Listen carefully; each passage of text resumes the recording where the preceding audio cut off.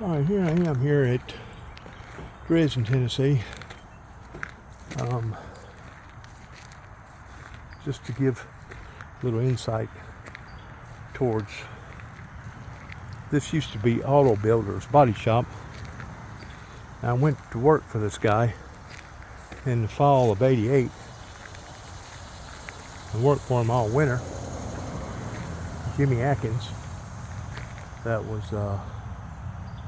Mr. Wooten's nephew or something like that. Anyways, you know, whenever you fall off a 4-story building and you break both your legs, you got to start somewhere. And I already did in and out jobs for like CNS Motors over in Trimble, Sonny and Daryl over there. But this back bay right here, that was our body shop right there that we done our body work in. And of course back then the body man was the painter, was basically doing the job from front to back to front.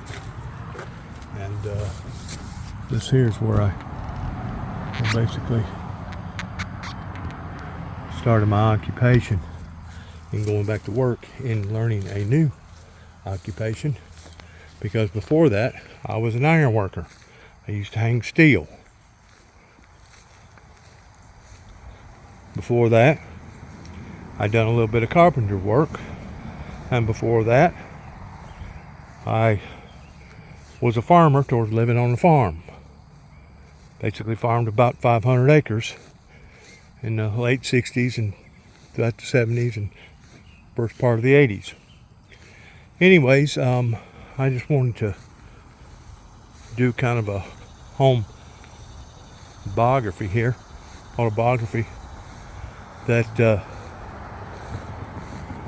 whenever I was working here at the time in the spring of '89, I decided that, of course this was all 2-lane back then, I decided I was going to rent me out some slots at WENK radio station there in Union City, Tennessee, and start revealing my message. It was probably along about June whenever I done that. Anyways, I've already been up there probably about 4 different weeks, renting out a section. And I remember coming in Monday, about a month into all that. I didn't tell nobody because it wasn't nobody's business for what I was doing. I didn't feel like it was. What I do on my own private time is my business, or I felt like it was. Anyways, Jimmy asked me to go into the front office there. Wanted to have a word with me. And first thing he does is ask me, he goes, "Are you the guy that's on the radio station over here in Union City towards sharing your message with the general public?" And I said, "Yeah." I go, "What's wrong with that?" Because at the time my toolbox was right over on that left wall right there. It's hard for you to see that wall right there where the doorway is. But I said, "Yeah, what's wrong with that?" He goes, "Well, somebody told me to give you a message." I go, "What's the message?" "If you don't quit talking on the radio station, seek employment elsewhere." And when he first said that, I thought that I was hearing things. I go, "Could you repeat that, please?" And Jimmy Atkins, he had big lips anyway, kind of a big old boy. He said, "No, I don't mind repeating." He goes, "If you don't quit talking on the radio station, seek employment elsewhere." And whenever he said that, I said, "Well, just consider this my notice then, because I don't plan on changing my ways pertaining to the message that God has given me to give to the people." And I said, "Besides that, it ain't really nobody else's business towards what I do on my own private time.